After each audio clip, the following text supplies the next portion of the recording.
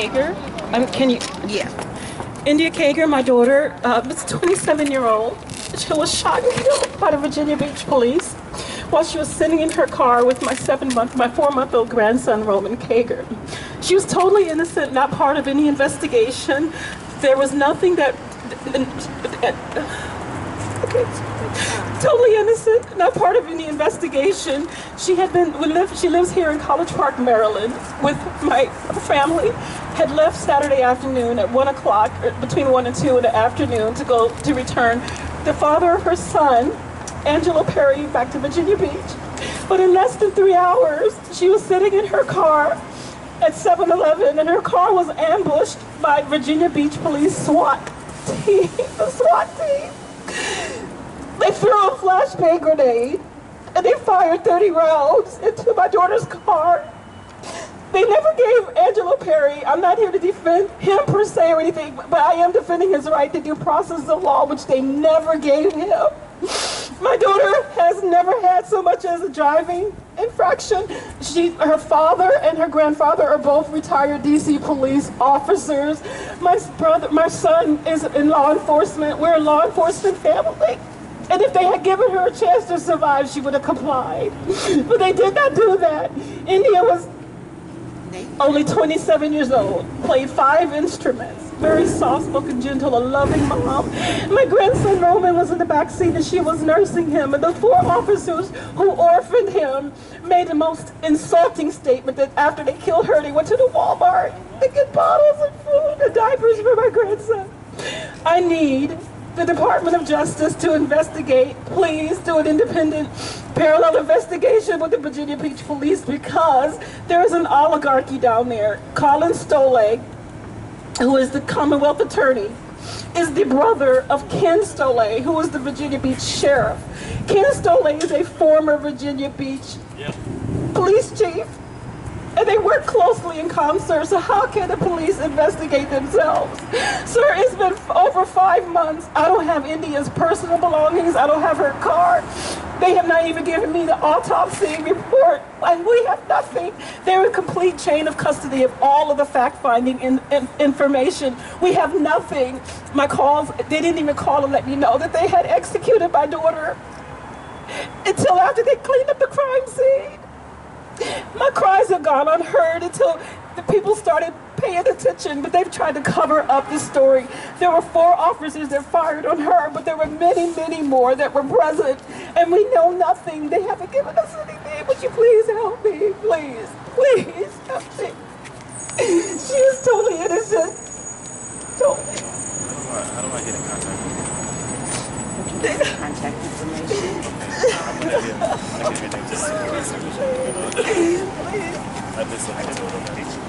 Please, because they're trying to cover this up. They've done nothing to help us. My grandson is in the car. We have an 8-month-old. They've done nothing. They're just covering it up so that they can keep their job, sir. I need help, please, because sorry. She was so sweet. Oh God. Oh God. I go to this every day. Oh God. They had to stop killing us and hiding. They had to stop killing us, please. They have to stop doing this to our babies. We don't have. My name is Gerald Sanders, and I'm president of Onus Inc. And our motto is changeisonus.org. It's Change is on Us, and our URL or website is www.changeisonus.org. And why did you form Change is on Us? Well, our mission is resolving long-standing problems that seem too big to fix. We've seen too many instances in whereby the proposed solution does not match the severity of the problem, particularly if it affects communities of colors. So we decided that if we really want change, then the onus is upon us to formulate the solutions that actually resolve the problem. And in particular today, we're in front of the Department of Justice, and you and about 15 others are assembled here on behalf of Miss Gina Best, and her daughter, India Kager. Can you tell us a little bit about that? Yes, we're here on behalf of Gina Best.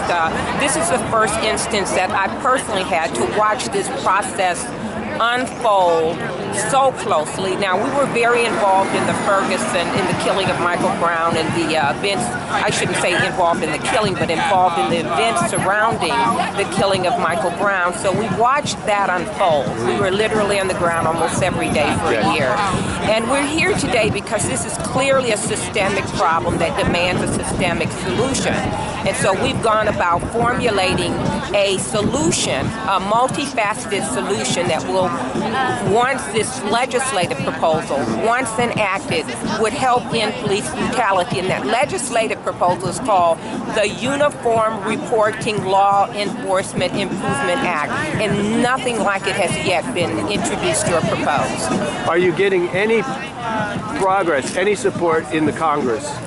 No. In fact, we've met with congressional leaders, we've lobbied twice, we've sent the legislative proposal to every congressional leader in Congress, and what we've had many tell us is that literally the law enforcement unions, the fraternal order police are so powerful, we doubt that we can get this passed. So we're not willing to sponsor it, but by the way, if you find a sponsor, we'll co-sponsor.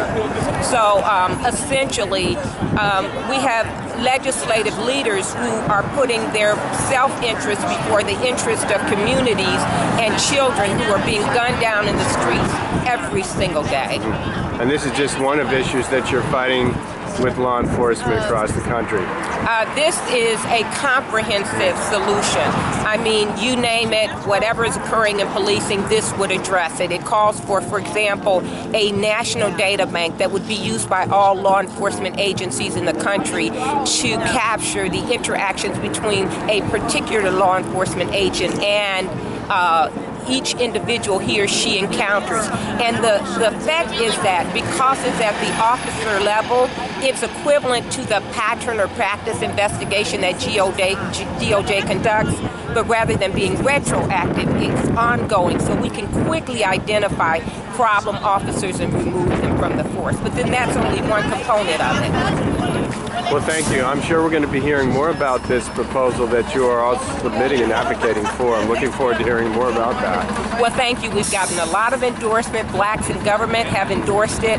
State, local, state, federal level. Today we received an endorsement from Concerned Black Men of America. We've got countless parents who are behind it. So, yes, we're building a national coalition behind it. So it sounds like it's completely grassroots. Oh, absolutely. The federal government and the states derive their power from the people. So it will take the people in order to get this passed, because we're talking about completely revamping the system of policing in this country, and that's pretty fundamental, and it will require a strong, serious, widespread grassroots effort. And you're going to be delivering a petition to the Department of Justice today. What does that petition say? The petition basically says that there's been no transparency in this investigation conducted by the Virginia Beach Police Department and the Commonwealth's Attorney's Office there. They have not communicated with India Kager's mother, her family. We don't know the names of the 4 SWAT officers involved in her killing. We cannot get 7-Eleven Corporation to release the video which captured the incident.